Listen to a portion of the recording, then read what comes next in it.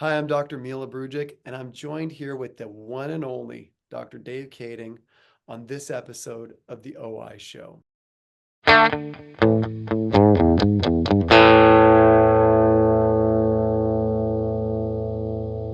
you to Bausch& Lomb for sponsoring this episode of the OI Show, where we're talking about astigmatism options. Certainly, the Infuse for astigmatism is really the newest when it comes to daily disposable silicone hydrogel contact lenses that provide patients stable, comfortable visual performance. Thank you. So today we're going to be talking about putting a new spin on astigmatism. Dave, we're the co-founders of the OI Show, and I get the true opportunity and the honor to really kind of pick your brain around this topic. And it's interesting because, we work with these patients all the time, these cylinder patients, but we very rarely talk about it when we discuss them and the contact lens wearers. So first thing I want to pick your brain on, because I know just from talking to you, from knowing how you practice, from reading the stuff that you're actually publishing in all of the publications around this, there's this massive discrepancy, it seems like, when the companies look at the number of people out there that actually have astigmatism. And then when they look at the percentage of patients that are wearing cylinder correcting lenses, there's this massive gap that exists. Why do you think that is, Dave? Yeah, there's a huge gap, and it's pretty astounding the fact that many of the patients who have astigmatism don't get corrected. I'm sure, buddy, you get this all the time, just like I do. Even today, I have patients who are coming into the office and they say, "Hey, I can't wear contact lenses because I have the stigma, or I have astigmatism," or they come up with some word. Right. I mean, I'm still getting that even today on new patients who are coming into the office. And unfortunately, established patients that we've been seeing for years, and we've just missed the opportunity to present astigmatism lenses to them. I think there's still a perception that astigmatism contact lenses take a long time to fit, that they're difficult to fit, that they're more uncomfortable, which I really think that we have, completely dispelled that with the materials and the technologies that we have available today. So Dave, you work with, I mean, you've had the good fortune to really communicate with a lot of people, both on the OI Show, in your office, working with residents and students, and also seasoned clinicians as well, too, through all the lecturing and the activity that you do. Do you find differences in perceptions around fitting the astigmatic patients in the different eras of practitioners that you work with, or do you feel like it's pretty similar amongst all of them? Yeah, I think I would say that I have seen a bit of a difference. You know, and it seems as if, more recent or newer grads, they may be more open to fitting lenses of all different sorts. And I think that's because there's an aspect of a lack of a clinical knowledge of having experience with different lenses to know where challenges may lie, or where, opportunities are, where some practitioners have become jaded over the years of maybe they tried lenses on a couple of patients, and they're not remembering the victories, but they're remembering the failures. They're, thinking about the patients who were not successful for one reason or another. And there's a lot of reasons why somebody might not be successful in an astigmatic correction. And so I think that it is something where we're eager to do it at the beginning, but then some practitioners who may not have had the newer innovations that we have today, that they may be a little jaded and less willing to try newer things on the market. Dave, that's such a good point, and you're so right. Like, even when I think about myself on a day-to-day basis in clinic, so I know this is going to be hard for you to believe, my friend, but it's 22 years that I've been in clinical practice, and you see that you do carry some clinical baggage around with you, and you have to really be cautious of that as you progress through your profession, because that is a real thing that can happen, and you can see how toric containing lenses or astigmatic correcting lenses can have that same type of baggage. So Yeah. Dave, here's one of the other things I want to ask you, because I graduated at a time where we said if you have up to one diopter of cylinder, you don't really need to reach for a toric or an astigmatic containing lens. You can, or correcting lens. You can just really put that patient in what we referred to loosely as the spherical equivalent. Hmm. What is that minimum amount that you're actually fitting in office on a day-to-day basis? And what's that cutoff for you typically, where you would say, yeah, let's not put this patient in a cylinder containing lens. Yeah. Let's put this patient in just a spherical equivalent. Historically, I think that number has been for most practitioners 1.25. And I think that the reason why that is because with older technology, astigmatism correcting lenses, there was more spinning of the lenses, more flexure of the lenses. The lenses did not fit as well. They had, different size capabilities, diameters, base curves, kept us from having a lot of success with the lenses.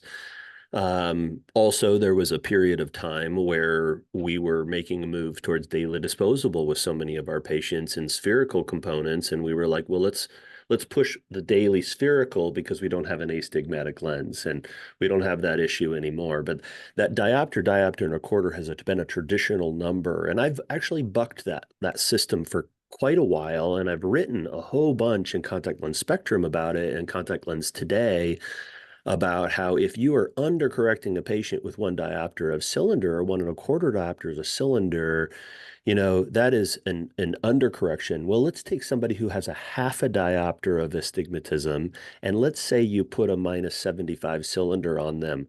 You are undercorrecting their cylinder in the opposite direction by a quarter, which is worse. A quarter or a buck, right? And so I think the arena that we need to be thinking about is when somebody gets into that half a diopter or that 3/4 of a diopter, we need to show them that difference in the phoropter.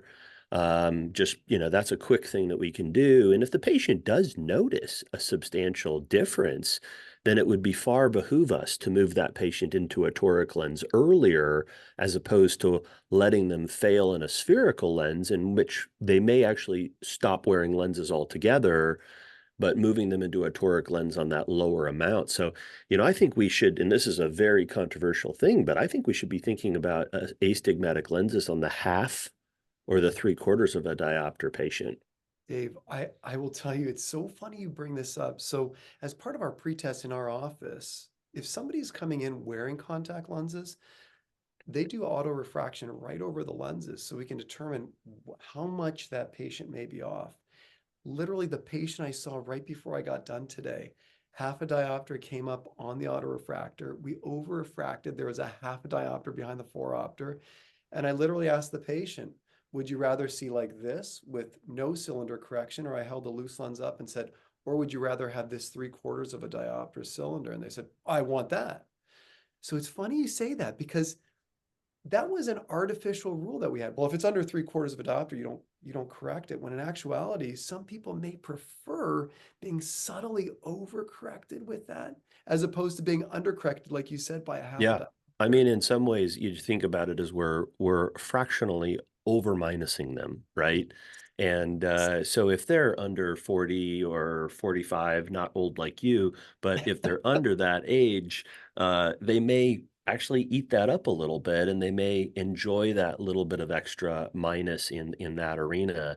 And we can play with that a little bit from a refractive standpoint if if we have limitations into the spherical component of that astigmatic lens, maybe they're a -75. Well, are you going to go down to a -0.5? Or are you going to go up to a -1, depending on the lens? And if you're over minusing the cylinder. So there's some things to think about, which traditionally has not been the way we've thought about it, but there's incredible availability with different lens parameters that we can. I think it's worth our patients' time to be analyzing this refractive elements. I mean, we're talking about an eighth to a quarter of a diopter. It's not that big of a deal to over minus somebody by a quarter of a diopter a cylinder, but it's a big deal to under minus them a diopter a cylinder. I'm reminiscent about the patient who we're going back between a half diopter and 3/4 of a diopter on the JCC, and how many times we back off and do a half diopter when in actuality they might be closer to a 0.6 or 0.62, something in between. Something that you said earlier that I want to go back to, old is a relative term.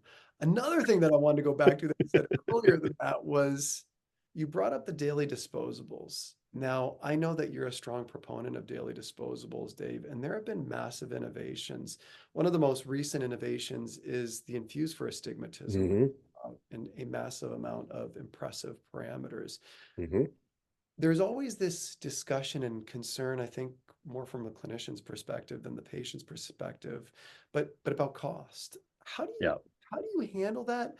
And how do you prescribe daily disposables? And some of these, what oftentimes we refer to as premium options, although they're just simply refractive correction options. How do you fit these and how do you present these to patients? Yeah, so let's not talk specifically about infused. Let's talk about the daily lenses that are out there and just why a daily over a 2 week or a monthly. First of all, let's say that we've got better 2 week and monthly disposable lenses than we've ever had. They're healthier and so forth. But there's a bunch of reasons why daily disposables tend to have a major superiority over these other elements. And one of the concerns is that, well, 2 week or monthly lenses are less expensive. And the reality is they're probably not less expensive because if we're cleaning a 2 week or a monthly disposable lens the way that we're supposed to, the cost of a 2 week disposable lens or a monthly lens plus the cost of solutions is going to be about the same as what a year's supply of a daily disposable lens would be. We're cutting hairs there, but it's really close. Now, the reality is that patients don't take care of their contact lenses the way that they should. It'd be kind of like your 16-year-old daughter saying, Dad, but I can use this car or I can have this car. But if I don't do any maintenance on this one, it's cheaper. So I'm going to go with this one. You would never be like, well, let's not do maintenance on it. You would say, well, we need to take care of it the way that it's meant to be taken care of. Well, a Mhm, monthly or 2 week lens has a way that you're supposed to take care of it, and these are your eyeballs, right? So, mhm. for all intensive purposes, daily disposables have nearly the same cost benefit. They're more environmentally conscious, which is a big thing all over the United States, but specifically in my area of the country where we're focused on that.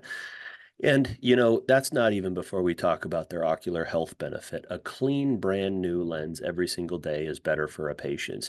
And we ask our patients this simple question is, do you feel as comfortable with your lens at the end of a 2 week or a 30-day cycle as you do on the first day? And everybody says, no, it feels good to put a brand new lens in. And I ask them, well, why do you think that is? Well, like, it's probably dirty and it might not be, as clean. And I'm like, well, what does that however many days of dirtiness or not clean doing to your eyes in the long run?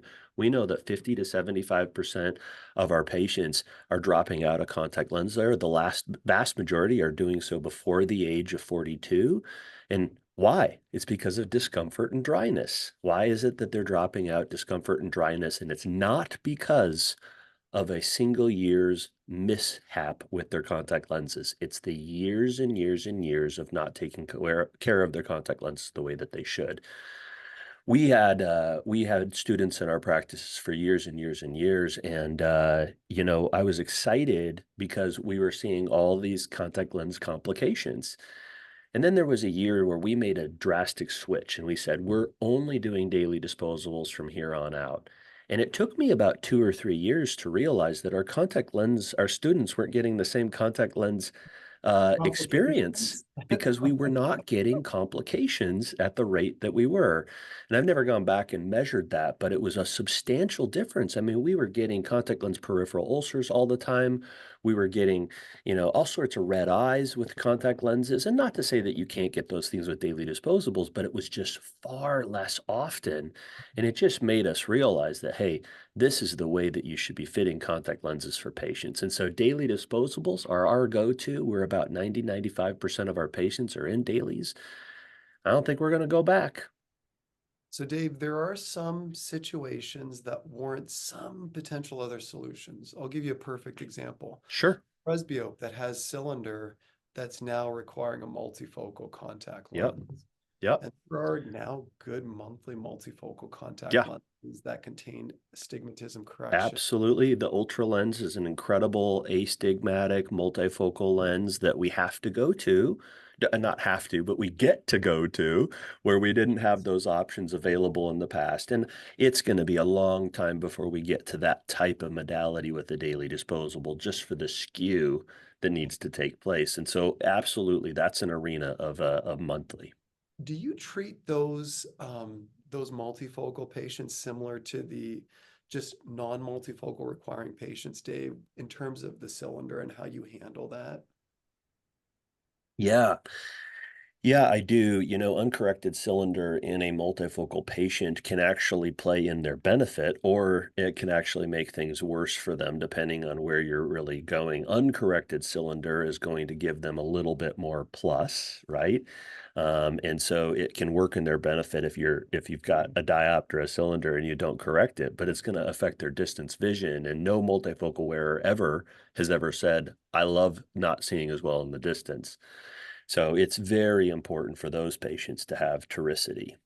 Dave, I always love talking to you about clinical stuff because it's very clear that you have this massive amount of patient experience and you have all of this, again, just back and forth with doing the articles and working with students, but also at the end of the day, seeing patients in the trenches. So I always appreciate your feedback, but this was really, really awesome. Just honored to get a chance to share some time with you and really kind of pseudo co-host this episode with you, one of the co-founders of the OI show. You bet, buddy. Thanks for letting me be on your show. And thank you all for joining us for this episode where Dr. Kading took a little bit of a different spin on astigmatism lenses. And thank you for joining us on this episode of the OI Show. Such a great discussion around the importance of astigmatism, identifying it, but also correcting it when we have those opportunities. And the discussion around daily disposables is always an intriguing one. Bausch and Lomb, thank you so much for the support on this episode. As you may be aware, the Infuse for Astigmatism is really one of the newest generation materials and designs in a daily disposable silicone hydrogel for those patients who have astigmatism.